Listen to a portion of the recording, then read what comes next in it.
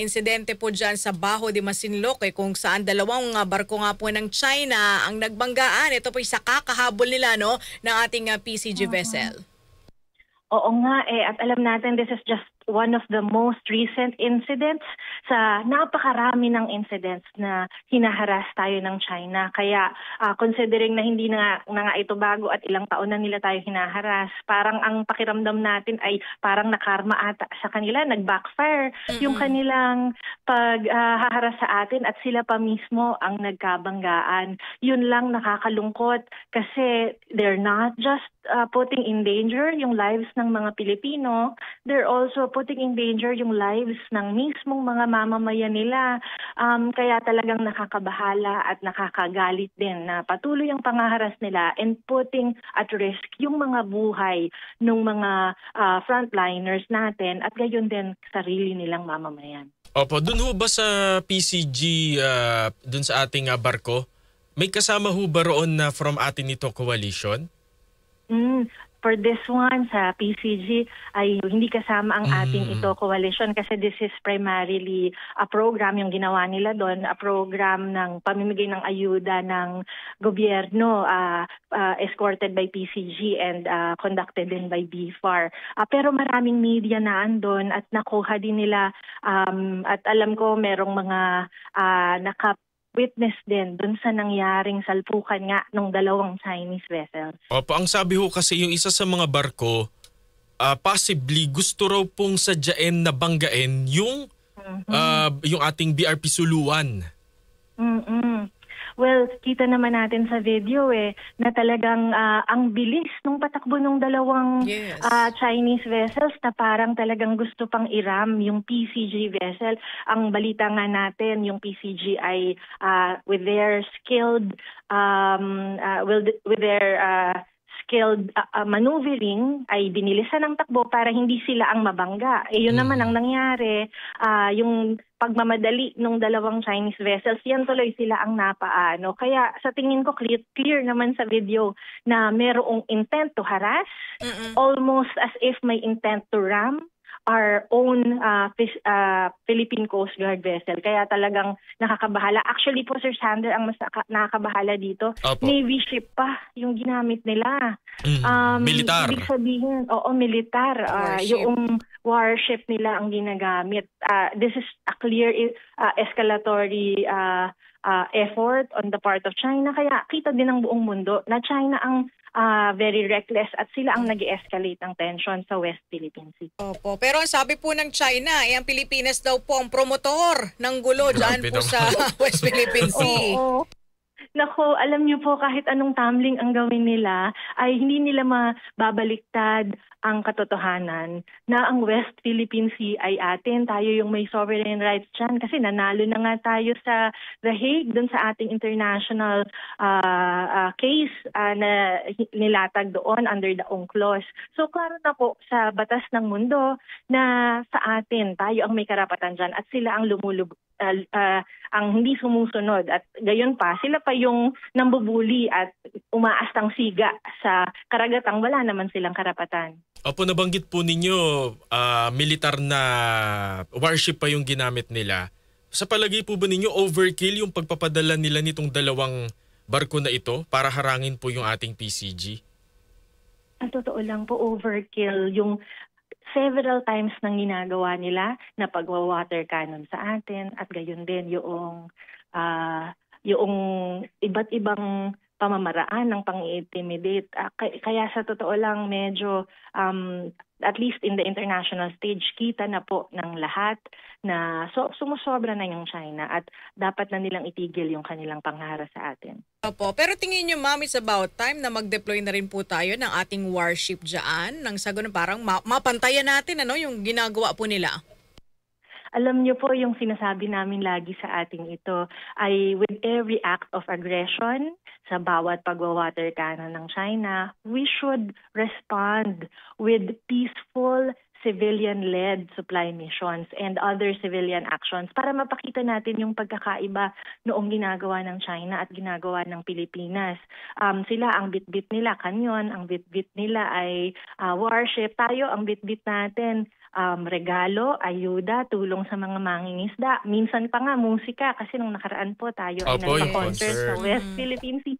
Kasi mahalagang ipakita natin while we have the right to deploy our own ships doon sa ating sariling karagatan, yung pamamaraan po ng Pilipino para ipakita yung ating paninindigan ay hindi lang through defense, but more importantly through people's collective action, yung tinatawag nating people power sa mapayapang paraan. Kaya po, baka po hindi ninyo nabalitaan, ang atin ito po, nag-launch po kami ng rap challenge nung nakaraang Monday. Opo. Para nasaan ka mang sulok ng mundo, Pilipinas, kung marunong ka mag-rap at Pilipino ka na gustong tumindig sa issue na ito, pwede kang mag-compose ng sarili mong rap. And it's an online contest po that we're hoping to many Filipinos will participate in para ipakita na malakas ang ating boses at iisa ang sinasabi na ang West Philippine Sea ay atin. Opo, lahat po ba pwedeng sumali dyan, Ma'am Rafaela? Saan po Saan po pwede isasubmit? sila? Oo, ito si Kuya Xander, parang interesado.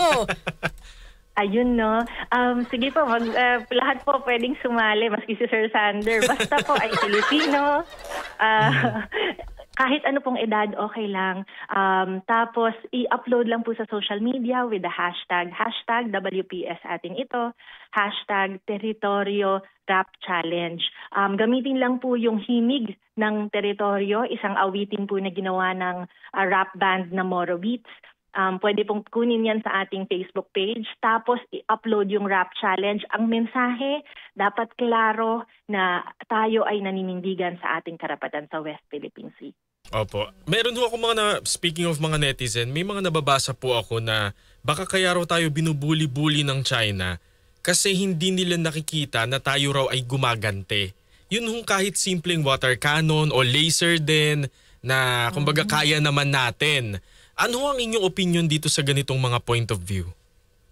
Naku, kasi nakikita natin, mahirap kung gagayahin natin yung ginagawa ng China na pangharas. Although, syempre, we hope that our security sector will have the wisdom to identify ano yung response na appropriate, na hindi naman din mag-lead to escalation. Kasi mahirap na kung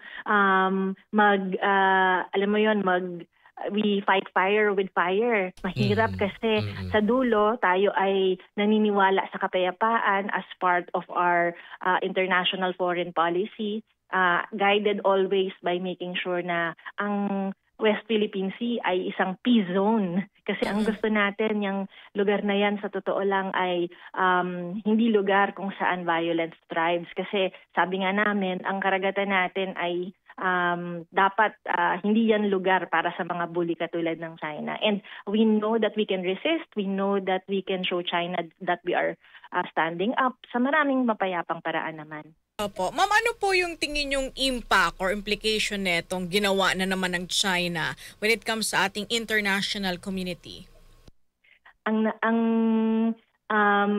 In a way, ang interesting sa nangyari dito ay parang napahiya yung China sa international stage kasi in their act of harassing and bullying us, sila pa yung nagsalpukan.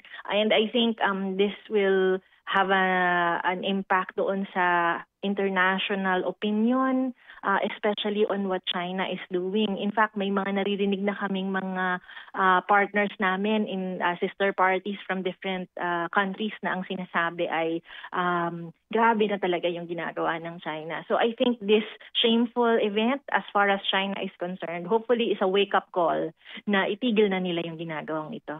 At lalong magsama-sama rin ang international community para paalala sa China na tumigil na. Opo, pero tingin niyo, ma'am, magiging, kumbaga, susunod po kaya ang China or yung kanilang next step ay magiging mas agresibo pa? Nako, yun nga dahil napahiya sila, baka mamaya gugustuhin nilang rumesback. But we caution them against that. Alam naming matigas ang ulo nila at talagang yung kanilang years of and decades of na pagtingin nila ng embarrassment pagdating sa international community, we're really hoping that they err on the side of restraint and caution, and isipin din nila yung mga mamamayan nila kasi yung mamamayan nila yung nilalagay din nila sa peligro. At yun nga ang nabalitaan natin, meron daw baka man overboard, and ito ay hindi pa verified, pero sa dulo, klaro na in their reckless behavior, ang napapaano ang nalalagay sa peligro ay yung mismong mamamayan nila. So we hope they really reconsider yung kanilang ginagawa sa West Philippine Sea. Ma'am, may question dito, yung tungkol doon sa rap, yung... may message? Yung sabi, daw po, meron daw po ba itong premyo? Tapos, hanggang kailan po pwede daw po mag-submit ng kanyang entry?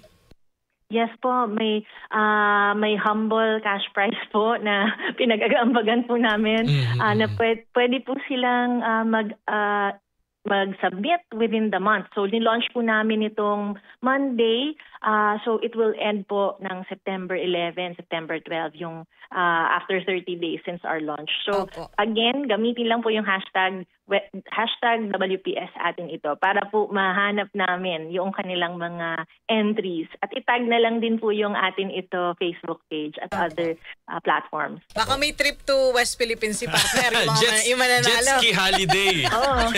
Pwedeng sa next mission at paglalayag po natin, pwede silang mag-perform doon. Pwede. Why not? Opo. Nababanggit na rin ho natin ng jet ski holiday. Baka meron ho kayong reaksyon doon po sa pagkondena ng Davao City LGU sa joke po ng komedyanteng si Vice Ganda na may patungkol nga po dun sa joke din naman lang din ni dating Pangulong Rodrigo Duterte na magpupunta siya ng West Philippine Sea na naka-jet ski. Reaction po ninyo doon, ma'am? Nako, sa totoo lang, ang tingin namin dito ay badge of honor kay Vice Ganda. Saludo kami kasi sa harap ng harassment ng government agencies ay talagang matapang niyang ginamit ang komedya para magsabi ng katotohanan. Kasi sa totoo lang po, ang komedya, it's an important tool of uncovering truth. Kasi lalo na kung alam mong harap-harapan kang niloloko ng mga leader mo sa gobyerno, ay mahalaga rin na pinag-uusapan siya and a crucial way of countering fear. Sabi kasi nila ang takot, mahalagang sandata sa takot ay ang laughter o katatawanan, komedya. And I think Vice Ganda did so well in standing up doon sa napakamaling polisiya ng nakaraang administrasyon at sa tingin, saludo kami sa kanya at nakikiisa sa kanya. Opo. Kaso baka, 'di ba, parang baka i-declare daw po siyang persona non grata diyan po sa Davao. Naku, kawalan nila. Kasi sa totoo lang, we need more Vice Gandas. We need more people na nagsasalita against, speaking truth to power, kumbaga, at nagsasalita kahit na merong threat of harassment. Opo. And with that, Kapaeng, Ma'am Rafaela David, maraming salamat.